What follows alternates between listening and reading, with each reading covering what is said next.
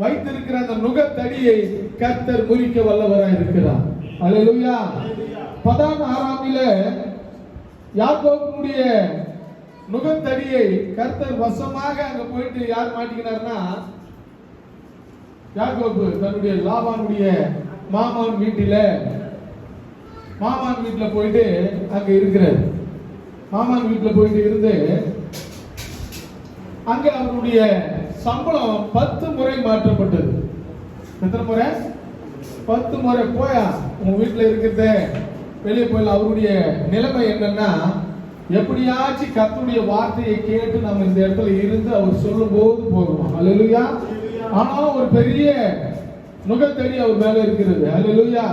அங்க இருந்து வரக்கூடாதபடி தடுத்து நிறுத்தி கொண்டிருக்கிறான் அவருடைய மாமன். அல்லேலூயா. நீ வந்ததுக்கு அப்புறம் தான் நான் ஆசீர்வதிக்கப்பட்டிருக்கிறேன், ஆகையால நீ போக கூடாது. அல்லேலூயா.